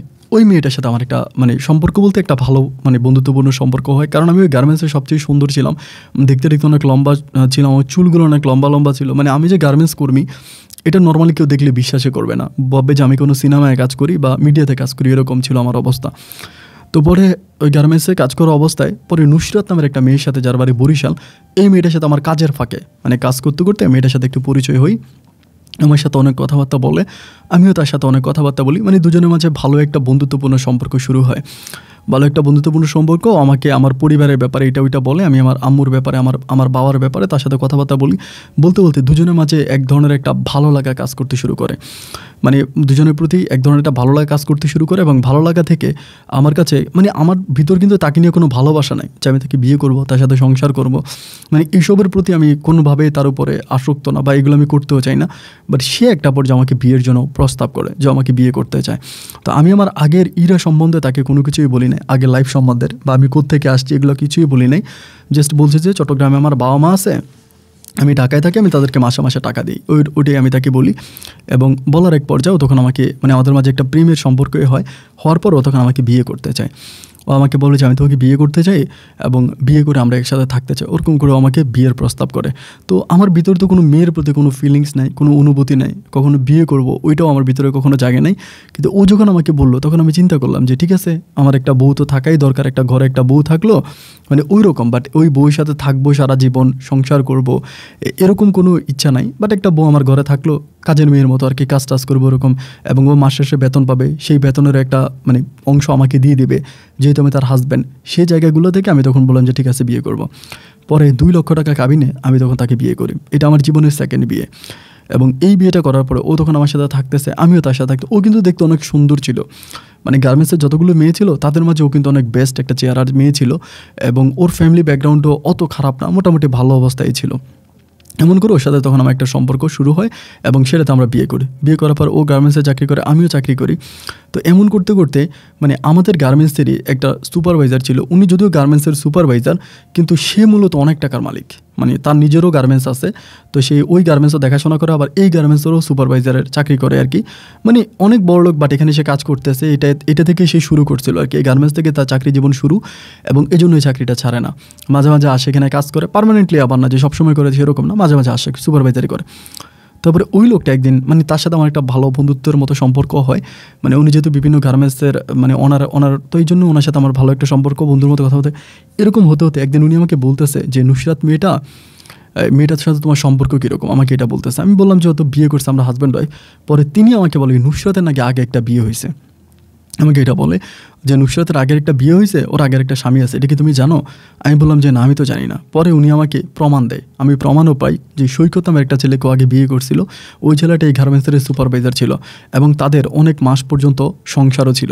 কিন্তু নুসরাত আমাকে এই ব্যাপারটা বলে নাই। তো এটা না বলার কারণে আমার নুসরাতের প্রতি এক ধরনের একটা রাগ কাজ করলো যে আমাকে এটা জানালো না কেন, ও আগে বিয়ে করছে। তো আমিও তখন আর মানে তার উপর খুব কাজ করে, যাক আমিও ভাবলাম যে আমিও তো এর আগে একটা বিয়ে করছি, এটাও তো তাকে জানাই নাই এবং তারটাও সে আমাকে জানাই নাই, সুতরাং সমস্যা নাই, দুজনে কেউ জানলো না, এমন করেই তার সাথে আমি চলতেছি।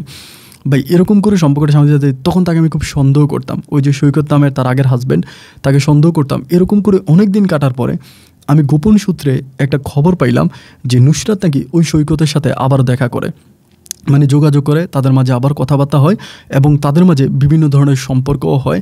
আমি একদিন এটাও একটা প্রমাণ পাইলাম যে ও নাকি ওই ছেলের সাথে একদিন হোটেলেও গেছে, মানে এরকম একটা প্রমাণ আমি পাইছি।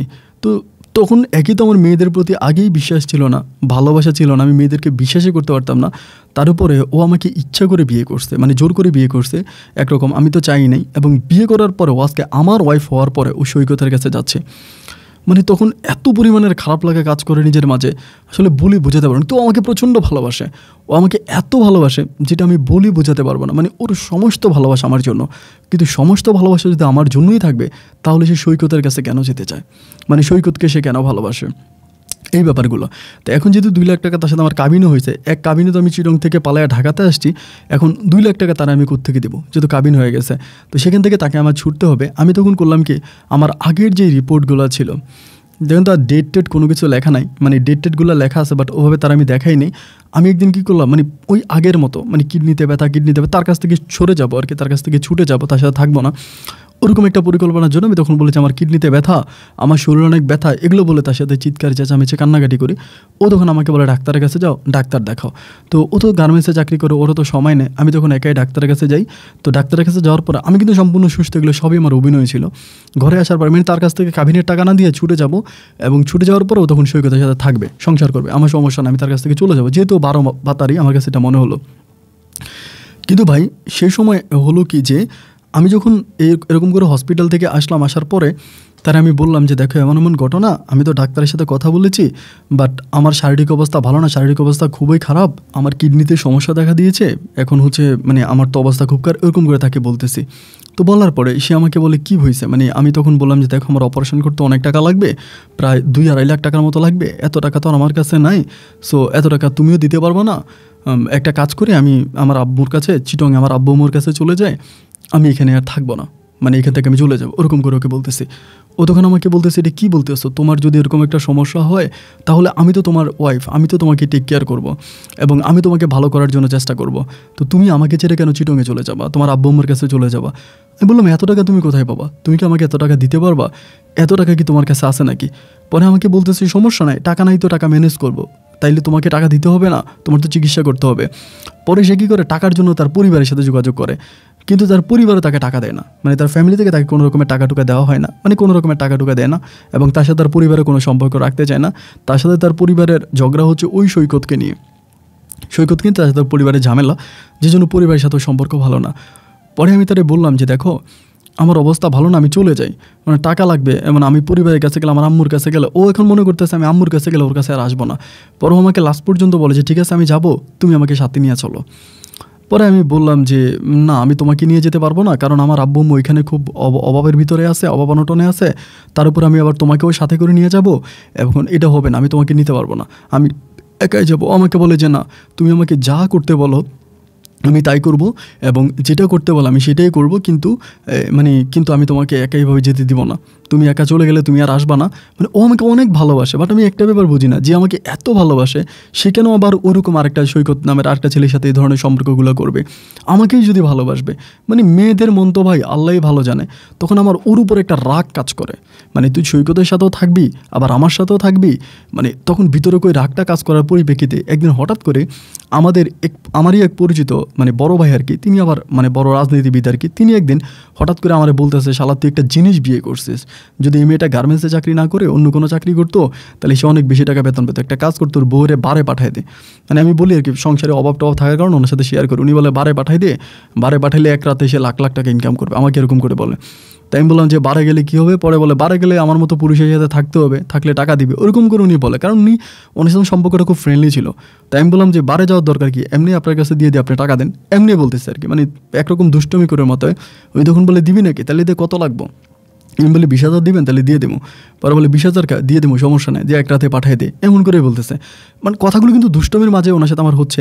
আমি বলে যে আচ্ছা ভাই ঠিক আছে, ওরকম করে কথাবার্তা বলি, মানে দোকানের ভিতরে দুষ্টমি করে তখন বাসায় আসি। বাসায় আসার পর হঠাৎ করে ওই রাতেও মানে এর আগের দিনও কিন্তু ও সৈকতের কাছে গেছে, আমার কাছে কিন্তু পুরো এভিডেন্স বা প্রমাণ সব কিছু আছে যে সৈকতের কাছে গেছে, এই প্রমাণগুলো কিন্তু আমার কাছে আছে।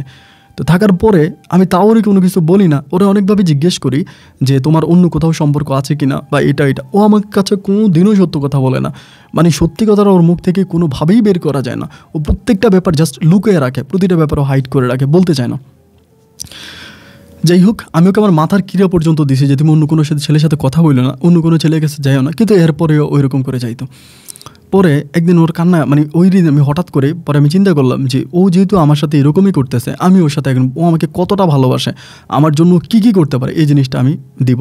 দেখে আমি একদিন বলতেছি শোনো তুমি তো আমার বউ, তোমাকে একটা কথা বলবো, আসলে এই কথাটা বলাটা আমার ঠিক হবে না, আমি তারপরও তোমাকে বলতে বাধ্য হচ্ছি, কারণ দেখো মানে স্বামীকে বাঁচানো কিন্তু স্ত্রীর মানে স্ত্রী কিন্তু তার স্বামীকে বাঁচাইতে হবে। এখন আমি কথাটা কীভাবে বলবো জানি না, কিন্তু মানে এটা তুমি আর আমি ছাড়া কেউ জানবে না, যেহেতু তুমি আমাকে বাঁচাইতে চাও। এখন আমার অনেক টাকার মেডিসিনও লাগবে, আপাতত মেডিসিন কিনতে হবে, কিনে টিনে আমাকে মানে আপাতত নিজে বাঁচতে হবে। তো রিপোর্ট তো তোমাকে দেখালাম, তুমি তো রিপোর্ট দেখলা, তো সে জায়গা থেকে এখন আপাতত মানে যেটা করতে হবে সেটা হচ্ছে আমার এরকম একটা রাজনীতিবিদ বড় ভাই আছে, এখন আমি এটা চাই না, বাট দেখো আমি বেঁচে থাকার জন্য তুমি যদি এই কাজটা করো, তুমি যদি ওনার কাছে যাও এক রাতের জন্য, তাইলে সে আমাকে এই টাকাটা দিবে, আমি অন্তত ওষুধ কিনতে পারবো।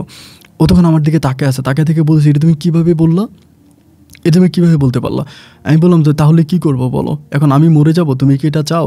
আমি তো কোনো কাজও করতে পারি না, বাইরেও যেতে পারি না, তুমি যদি আমাকে ভালোই বাসো তাহলে আমার জন্য অন্তত এই কাজটা করতে পারবে না? ও বলে কোনো বউ কি তার মানে কোনো স্বামী কি তার বউকে এই কথা বলতে পারে?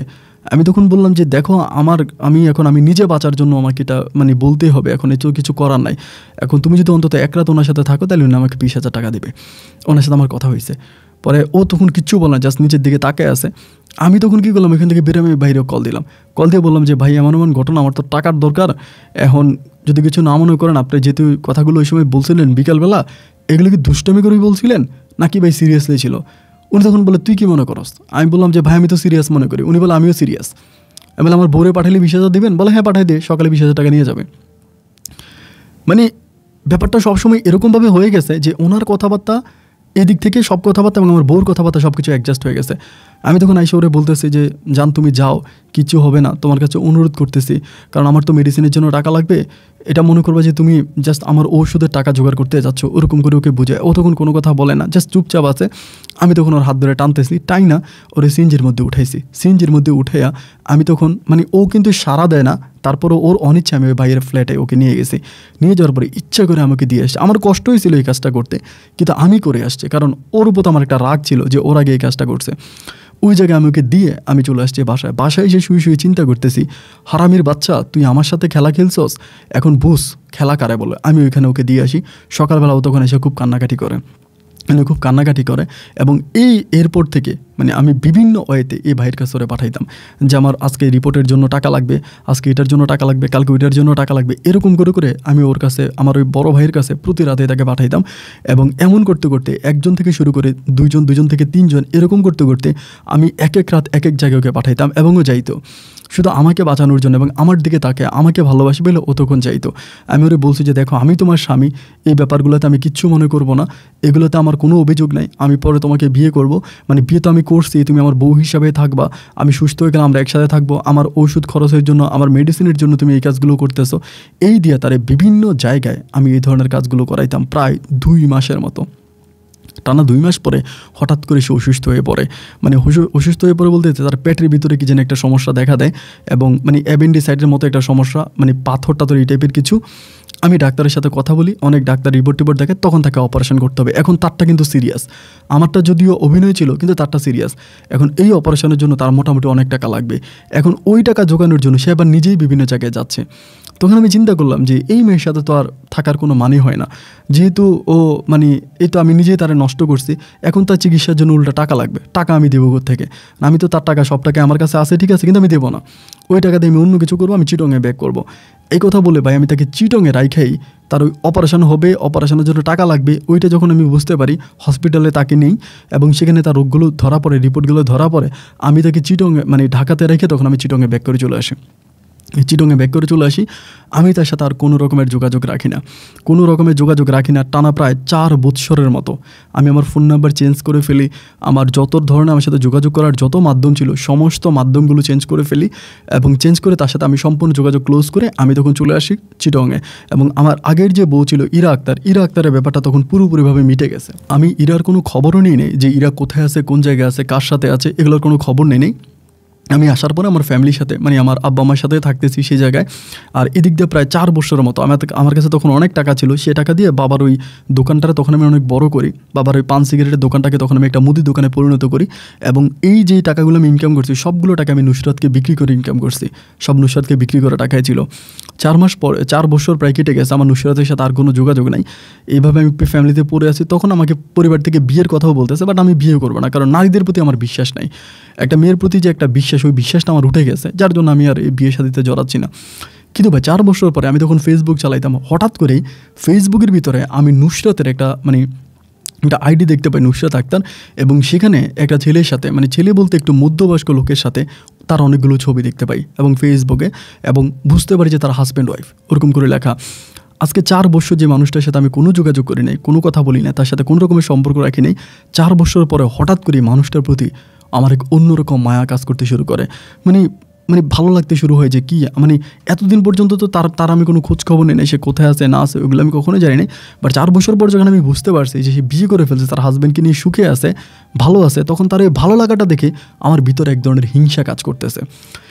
4 বছর পরে আমি তখন ওই ফেসবুকের মাধ্যমে তার সাথে যোগাযোগ করি, মানে যোগাযোগ করি বলতে অন্য একটা আইডি দিয়ে, আমার আইডি না, অন্য একটা আইডি দিয়ে তার সাথে মেসেঞ্জারে কথাবার্তা বলি এবং সেও আমার সাথে মেসেঞ্জারে কথাবার্তা বলে। কথাবার্তা বলতে বলতে একটা পর্যায়ে আমি তাকে ফোনের মাধ্যমে রিকোয়েস্ট করি যে ফোনে কথা বলবো। তো সে ফোনে কথা বলতে চাই, আমি তখন কল দিই। কল দিয়ে সে এতটাই চালাক ছিল, 4 বছর পরে আমি জাস্ট হ্যালো বলার পরে ও আমার কণ্ঠটা চিনে যায়। আমি জাস্ট হ্যালো বললে ও বুঝে যায় যে আমি। ও আমাকে বলে নাবিল না, আমাকে বলে। আমি বললাম যে হ্যাঁ। পরে আমাকে বলে এত বছর পর তুমি? আমি তখন বললাম যে হ্যাঁ, কেন আমি হতে পারি না? তুমি কি অন্য কাউকে আশা করছিলা? ও আমাকে বলে তুমি কোথায় চলে গেছিলা? আমাকে বলে। আমি তখন বলি চিটংয়ে চলে আসছি আমার আব্বা আম্মার কাছে। ও বলে তুমি আমাকে দিয়ে খারাপ কাজ করাইলা, আমার খারাপ কাজের ইনকামের টাকা নিয়ে তুমি চলে গেলা তোমার নিজের অসুখের কথা বললা। আমি তো তোমার রিপোর্ট পরে দেখছি, এগুলো তোমার সেদিনকার রিপোর্ট ছিল না, এগুলো তোমার অনেক আগের রিপোর্ট ছিল। আমি তো রিপোর্টগুলো প্রত্যেকটা রিপোর্টে তোমার বাসার মধ্যে পাইছি। তুমি আমার সাথে এইভাবেই বেইমানি করলা। আমি তখন বললাম দেখো আমার টাকা লাগবে, আমাকে টাকা দাও। ও আমাকে বলে টাকা? কিসের টাকা? আমি বলে যে আমাকে টাকা দিতে হবে, তুমি তোমার হাজব্যান্ডকে নিয়ে ভালো আছো, তোমার হাজব্যান্ড তো দেখে বুঝলাম অনেক বড় লোক, গাড়ি টাড়ি আছে, গাড়ি টাড়ি দিয়ে ঘুরতেছো, ভালোই তো পয়সাওয়ালা জোগাইছো, আমাকে 1 লাখ টাকা দাও। এরকম করে বলতেছে। ও আমাকে বলে কেন 1 লাখ টাকা কেন? আমি বলে 1 লাখ টাকা দিতে হবে, তা না হলে তোমার হাজব্যান্ডের সাথে আমি যোগাযোগ করবো। তার হাজব্যান্ডের অ্যাকাউন্টে তখন আমি নিয়ে নিয়েছি, যেহেতু হাজব্যান্ড ওয়াইফ একজন আরেকজনকে ট্যাগ করছে, তো সেখানে তার হাজব্যান্ডের সাথে আমি মাঝে মাঝে 2-1 টাকার কথা বলছি। সেটাও আমি তখন তাকে স্ক্রিনশট দিয়ে পাঠাইছি যে দেখো। ও আমাকে বলে তুমি আমার হাজব্যান্ডের সাথে কেন কথা বলো? আমাকে বলে। আমি তখন বলি যে তোমার সাথে আমার কী হয়েছে, তুমি আগে কী করছো, এগুলো সব তোমার হাজব্যান্ডকে জানাবো, উনি কি জানে? ও তখন কান্না করতেছে, আমাকে বলতেছে যে দেখো নাবিল, আমি তোমার জন্য অনেক কিছু করছি, আমি যে মেয়েটা, আমি অনেক খারাপ কাজ করছি তোমার জন্য, তো তুমি প্লিজ আল্লাহর দোহাই, আল্লাহর হস্তে তুমি এটা করো না। আমি বলি তুই একটা খারাপ মেয়ে, একটা খারাপ বাসায় গেলি যে তুই এইটা, কারণ তা না হলে তুই আমাকে বিয়ে করা, আমার সাথে সংসার করা, তুই সৈকতের কাছে কেন গেলি? তুই সৈকতের কাছে 2 দিন পরে যাইতি। ও আমাকে বলে দেখো আমি সৈকতের কাছে যাইতাম না, সৈকত আমাকে বাধ্য করতো, ও বিষের বোতল হাতে নিত, ফাঁসি দিতে চাইতো, ট্রেনের নিচে পড়তে চাইতো, আমি না গেলেও ট্রেনের নিচে পড়বে, মারা যাবে, এগুলো বলে ইমোশনাল ব্ল্যাকমেল করে আমাকে নিয়ে যাইতো। আমি কিন্তু ওর কাছে যেতে চাইতাম না। আমি তখন বললাম ভাই আমি এত কিছু বুঝি না, আমার টাকা লাগবে 1 লাখ দিলে দিবা, না দিলে আমি তোমার হাজব্যান্ডের কাছে সব বলে দিব। আগে কার কাছে যাইতা ওগুলো সব প্রমাণ আমার কাছে আছে। পরেও আমাকে বলে ঠিক আছে আমি 1 লাখ টাকা দেবো, তুমি আমার হাজব্যান্ডকে কিছু বইলো না। আমি যে আগে বিয়ে করছি এটা কিন্তু আমার হাজব্যান্ড জানে না, প্লিজ। আমার আগের বিয়ের ব্যাপারে আগের কিচ্ছু ও জানে না, ও আমাকে অনেক বিশ্বাস করছে, ভালোবাসছে, এবং ও নিজের ওয়াইফকে ছেড়ে দিয়ে আমাকে বিয়ে করছে, সুতরাং তুমি এই কাজটা করো না। আমি তখন বললাম তোমার অপারেশন কী হলো? ও বলো ওই আমাকে অপারেশন করেছে, আমাকে সুস্থ করছে, ওর সাথে আমার রিলেশন হয়েছে। পরে আমি বলি ঠিক আছে 1 লাখ টাকা দাও। 1 লাখ টাকা আমাকে দেয়। দেওয়ার পরে এই একটা টাকার নেশা তখন আমার ভিতরে ঢুকে যায়, মানে টাকার নেশাটা আমার ভিতরে ঢুকে আমি কয়েকদিন পরে তারা আবার বলি যে আমার আরও 50,000 টাকা দাও। এরকম করে তার কাছ থেকে আমি প্রায় 10 থেকে 12 লাখ টাকার মতো নিয়ে যাই। এই সবগুলো টাকা আমি তার কাছ থেকে নিই, যখন টাকা চাই সে তখনই দেয়। তো টাকা নিতে নিতে টাকার প্রতি আমার একটা ফিল আসে না, বাট সে যে বিভিন্ন জায়গায় যাইতেছে, বিভিন্ন দেশে যাচ্ছে, দেশের বাইরেও অনেক জায়গায় যাচ্ছে, ওখানে বিভিন্ন ধরনের মানে স্টাইলিস্ট করা অনেক হট ছবি সে ফেসবুকে আপলোড করতেছে, এগুলো দেখার পরে তার প্রতি আমার একটা খাইশ জাগছে যে না আমি তারে চাই। পরে আমি বললাম যে নুসরাত দেখো তুমি আমার সাথে একটা থাকতে হবে, আমার তোমারে চাই, আমার আর টাকা চাই না, এরকম করে। ও আমাকে বলে দেখো এটা আমি কোনোদিনও পারবো না, বিকজ আমি বিয়ে করছি, আমি আমার হাজব্যান্ডের সাথে আছি। আমি এটা আমি বলে যে না তুমি যদি না থাকো তাহলে আমি এটার খুব বড় ধরনের সমস্যা তোমার হাজব্যান্ডকে বলে দিব, ওই দমকি একটাই। ও আমাকে বলো আচ্ছা ঠিক আছে তুমি ঢাকায় আসো। আমি বললাম না আমি ঢাকায় যাবো না, তুমি চিটংয়ে আসো। এরকম করে তাকে আমি প্রায় 10-15 বারের মতো চিটংয়ে আনছি। চিটংয়ে সে আমার কাছে আসতো, আমার সাথে থাকতো এবং আবার সে চলে যেত। এরকম করতে করতে এক পর্যায়ে তার প্রতি আমার একটা ফিলিংসে জায়গা গেছে যে দূর, তখন তো আমার কাছে টাকা পয়সাও আছে, আমি তখন মানে একটা মুদির দোকানও দিছি, সব টাকা পয়সা আমার কাছে আছে। আমার ইচ্ছে হলো যে আমি তার নিয়ে আবারও থাকবো। আগের চেয়ে আরও সুন্দর হয়ে গেছে, আরও মোটা হয়ে গেছে, এবং খুবই মানে ওর আগের চেহারার সাথে বর্তমান চেহারার কোনো মিলে নাই, খুব বেশি সুন্দর হয়ে গেছে। এখন আমার ইচ্ছে হয়েছে যে আমি তারা নিয়েই থাকবো। আমি তখন বললাম যে তুমি তোমার ওই হাজব্যান্ডকে ছেড়ে দাও, আমার সাথে থাকো, আমার টাকা পয়সা সব আছে, আমি নাইলে তোমার হাজব্যান্ডকে সব বলে দিব, তুমি আমার সাথে চলে আসো। আর তোমার হাজব্যান্ড সব জানতে বলে তোমার খুন করবে। ওর হাজব্যান্ডের অ্যাকাউন্ট থেকে অনেক টাকা নিছে এবং সেই টাকাও আমাকে দিয়ে দিছে। ওই টাকার কিন্তু ওর হাজব্যান্ডের কাছে হিসাব নাই, মানে ওর হাজব্যান্ড হিসাব চাইলে কিন্তু দিতে পারবে না। এরকম করে আমাকে বলে দেখো মানে নাবিল আমি তোমার সাথে লাস্টবারের মধ্যে একটু দেখা করতে চাই। ওই দিনও আমার সাথে দেখা করার জন্য আসে। দিনটা ছিল মঙ্গলবার। আমরা চট্টগ্রামের একটা হোটেলে থাকি। ও আমার হাতে পায়ে ধরে খুব কান্নাকাটি করে এবং কান্নাকাটি আমার জন্য পিঠা বানিয়ে আনে, বলে যে পিঠাটা তুমি খাও, তুমি পিঠাটা খাও আর প্লিজ আমাকে মাফ করে দাও। তখন পিঠা বানিয়ে আনে, তালের পিঠা। আমি তখন পিঠাটা খাই, খাওয়ার পর ওর সাথে কথাবার্তা বলি। তো রাতে আমি একসাথে থাকি, বাট আমার কথা চোখে চলে আসতে হবে। এখন তারই সপ্তাহখানিক পরে ভাই হঠাৎ করে কী জানি হয়েছে আমি জানি না, আমার প্রচণ্ড রকমের বমি হইতো, মানে এত পরিমাণের বমি, আমি বমির কারণে নিঃশ্বাস নিতে পারতাম না, এরকম অবস্থা। পরে আব্বু আমাকে ডাক্তার কাছে নিয়ে যায়, ডাক্তার কোনো কিছু ধরতে পারে না, মানে প্রচণ্ড রকমের বমি। এবং এমন অবস্থা হয় যে প্রায় 1 মাসের ভিতরে আমি একদম শুকিয়ে কাঠ হয়ে যাই। এত পরিমাণে শুকায় যে আমাকে মানুষ দেখে চিনতে পারে না, আমার পরিবার আত্মীয় স্বজনের মানুষ আমাকে চিনতে পারে না। আমি এতভাবে শুকিয়ে যাই, মানে আমার হাড্ডিগুলোকে কাউন্ট করা যাবে একটা দুইটা করে, এরকমভাবে শুকিয়ে গেছি। তারপর আমি নিজে বুঝতেছি, হঠাৎ করে আমার মনে হয়েছে আর ও তো আমাকে ওই হোটেলে এনে পিঠা খাওয়াইছিল। আর এর আগে আমি জানতাম যে ওর মা কিন্তু আবার তাবিজ তো মানে এগুলো ওর মা আগে করতো, এটা আমি আগে জানতাম, ওর মা কিন্তু এই ধরনের কাজ করতো। পরে আমার কাছে মনে হলো যে না, কেউ আমাকে কী জানি করছে। আমি তখন আমার আব্বুকে বললাম যে আব্বু এমন এমন ঘটনা। আমার আব্বা তখন আমাকে খাগড়াছড়িতে একটা মানে বৌদ্ধ কবিরাজের কাছে নিয়ে যায়। ওই বৌদ্ধ কবিরাজের কাছে নিলে বৌদ্ধ কবিরাজ বলে যে আমাকে নাকি পিঠার সাথে মিশিয়ে নখ, চুল, তারপর এইটা ওইটা অনেক কিছু আমাকে খাওয়াইছে ওরকম করে বলতেছে। তো আমার আব্বুকে বলতেছে যে এটা চিকিৎসা করতে হবে, মানে এটা ভালো হবে, মানে টাকা লাগবে, অনেক টাকা লাগবে, মানে এই পেট থেকে। তখন ভাই আমাদের কাছেও টাকা নেই, উনি প্রায় 1 লাখ টাকার মতো বলে যে 1 লাখ টাকা লাগবে। তো ওর কাছ থেকে আমি যে টাকাগুলো আনতাম ওই সময় তো আমি নেশা করতাম, আমি প্রচণ্ড রকমের নেশায় জড়িয়ে পড়ি। ওর কাছ থেকে মানে আমি নুসরাতের কাছ থেকে যে টাকা আনতাম সব টাকা আমি নেশার পিছনে নষ্ট করতাম, মানে নেশা করে নষ্ট করে দিতাম। পরে আমার কাছেও তেমন কোনো টাকা নেই, লাস্টে দোকানের পুঁজি দিয়ে 1 লাখ টাকা দিয়া উনি আমাকে একটু ভালো করে, আমার নাভি দিয়ে উনি নখ বের করে, চুল বের করে, তারপরে ভাঙা কাজ বের করে, এগুলো আমার নাভি থেকে উনি বের করে, আমি জাস্ট নিজের চোখে দেখতে পাই। এমনভাবে এগুলো করার পর উনি আমাকে ভালো করে, আমি প্রায় মাসখানিকের মতো ভালো থাকি। মাসখানিক পর আমার এই সমস্যা আবার দেখা দেয়, একইভাবে আবার সমস্যা দেখা দেয়। আবার ওনার কাছে উনি বলে আবার ওনাকে করছে। তাই আমি বললাম আমি তো কিছু খাইনি। উনি বলে একবার খাইছো তো সেটাতেই হয়েছে, আবারও করছে। পরের বারে 3 লাখ টাকা আমাদের কাছ থেকে নিয়ে যায়। আমি তখনও প্রায় ইমোশনাল অবস্থা হয়ে যাই। 3 লাখ টাকা দিয়া তখন আমাকে আমার পরিবার আবারও সে খাগড়াছড়ি থেকে আমাকে সুস্থ করে আনে। তখন দোকানের আর কোনো পুঁজি থাকে না, তখন দোকানটাই সেল করে দিই।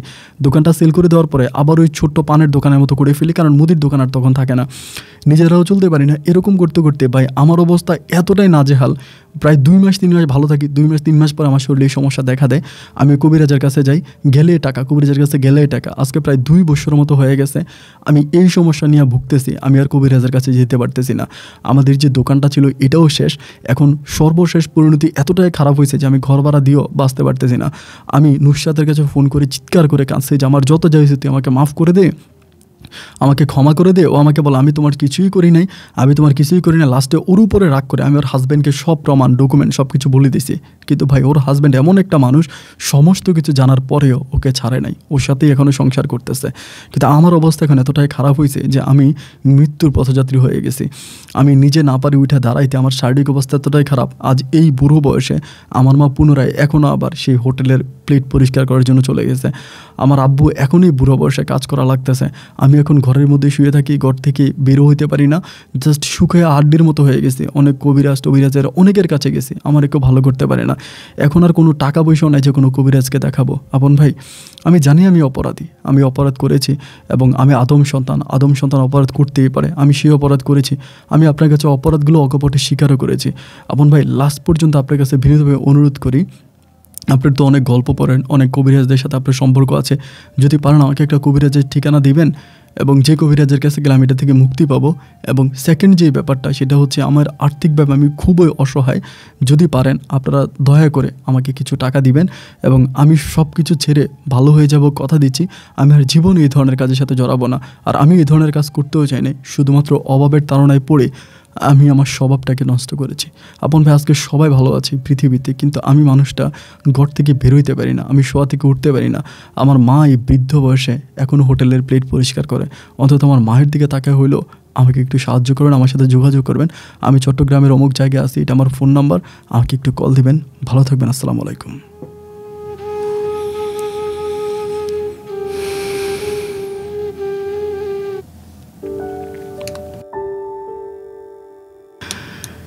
সুপ্রিয় বন্ধুগণ, সবাইকে অনেক বেশি ধন্যবাদ চট্টগ্রামের ছেলে নাবিল হোসেনের জীবনের বাস্তব গল্পটা শুরু থেকে শেষ পর্যন্ত আমার মুখ থেকে শোনার জন্য।